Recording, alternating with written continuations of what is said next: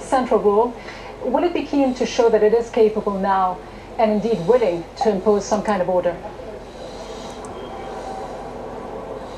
Well, that is a very key question, and we don't have the answer to it yet. We are now in day 18 of this crisis, and of course the military have put out these statements. We're expecting a communique number three at some time later Friday, and the crowds are hoping, everyone's hoping, that this will clarify things somewhat, because everyone is so confused. There's been such double talk. There was a reference earlier from one of our guests to language being generic. Well, really, to not put too fine a point on it, it is ambiguous, the sort of language we're hearing from the military communique, and also indeed from the Vice President Omar Suleiman himself. And lots of hatred in his direction now. He was the head of all intelligence in the army, really Egypt's chief spy. He's gained no friends, particularly in the square Thursday night when he called on the youth to get out of the square and back to work and back to normal. That went down extremely badly, and so he's gaining no ground. We've really not moved any further in terms of concessions being given, no really positive ground in terms of developments. But let me just take you to the cityscape of this crisis, because I'm going to go straight now to Egypt's state television station, where you've heard there are thousands of demonstrators now surrounding that building, and they're encircling it. They're being held back from certain areas. We were hearing Thursday night from state TV on air saying that they could not bring guests in and out of the studios. They couldn't even get staff in and out of the building because of demonstrations outside. We're unsure right now. We're getting no comment from anyone inside the building about the present status, but of course the military communiques are coming from there. Programming is normal, but it's certainly without studio guests. Let's move along the Corniche now and just go over the October the 6th bridge. The Hilton Hotel, you'll see that darker building there, and of course the flyover, which was where so much violence took place last Wednesday night, Thursday morning. You've gone past, I think, the blackened building, which is the NDP offices, and now we're arriving at the Qasr El Nil Bridge, which is the main approach to Tahrir Square. And as you can see there, swarms of people going into the square. They're all checked thoroughly by both volunteers from the pro-democracy protesters and also the army. Many other entrances. Last night there was a surge. I was there on Thursday night, a surge going into the square, and emotions that were red hot in anticipation of the president standing down. And then of course they plunged into an ice-cool notion that basically people were so let down. And they're very tired people now, Gita, very tired indeed, as everyone tries to make some sense of the language of the president, the language of the vice president, and the language of the military. Are they split? Who is moving forward? Is there hope for more developments? Could this uprising become an outright revolution? A lot of confusion, certainly, after the events of the last 24 hours, where most people watching these events weren't quite sure what was going to happen. Is there a clear sense today, though, Andrew, of who is dictating the course of events? There appears to be three different centers of power, the president, vice president being one, the armed forces being the other, and the street. Is there a clear sense of who is dictating the events on the ground today? You're absolutely correct in identifying those three forces, but the answer is no, we're no clearer. We're no clearer. One thing we're certain of, though, the resolve of the pro-democracy demonstrators, the anti-government demonstrators, is even stronger. And you've seen the swarms of people there. Much, much bigger crowds developing now.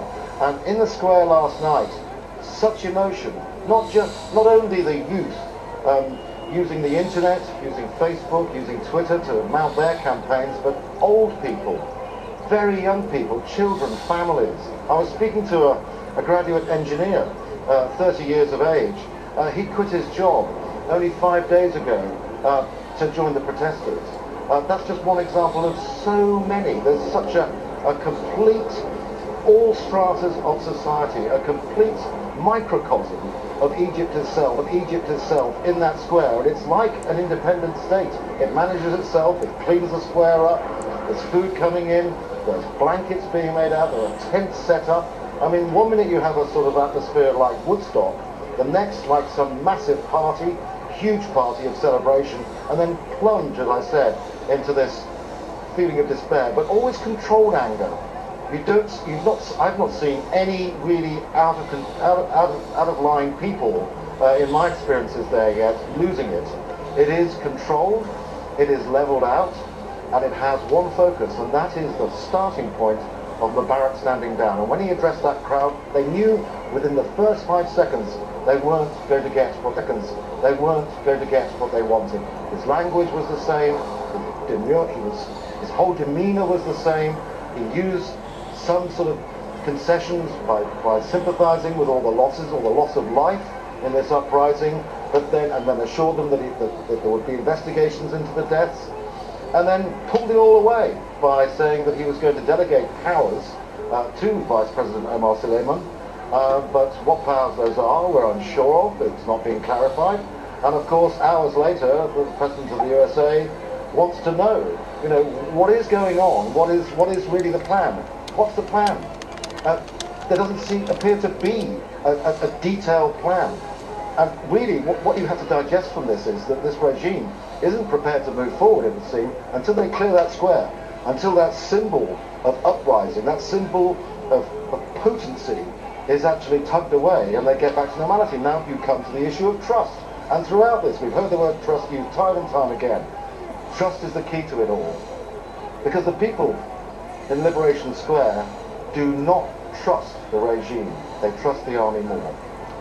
Andrew Simmons, thanks for now. And as you say, despite all the uncertainty and disappointment of the last few days, the protesters appear to be keen on keeping these protests as peaceful as possible. Well, these demonstrations not just playing out on the streets of Cairo and beyond, they're also playing out quite heavily on social media websites.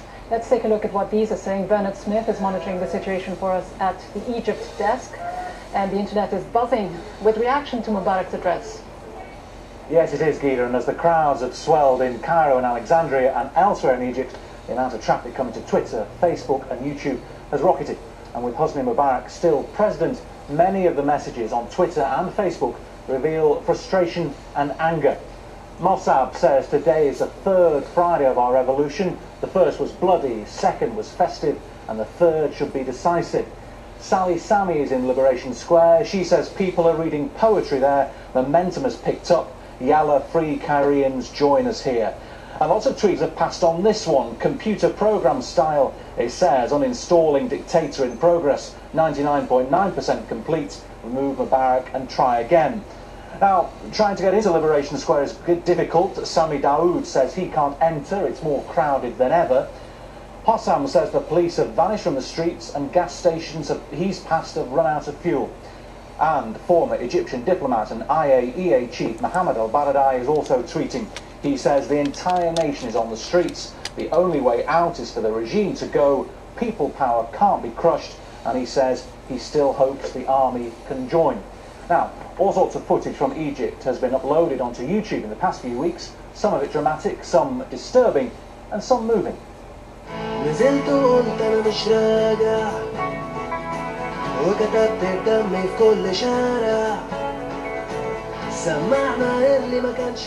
Now, this video appeared last night, posted on Amir Reed's YouTube channel. Shots apparently using volunteers over the past weeks. They're singing that they went down to the square and they're not going back. And we made those who weren't listening listen to us. Now, online there are more images and reports that our correspondents are sending in from across Egypt. Check those out on the live blog on our website, aljazeera.net/English. Our colleagues at the web desk are updating that 24 hours a day. And of course, during another dramatic day across Egypt, we'll be keeping an eye on all the social media sites here on the Egypt desk. But for now, Gita, back to you.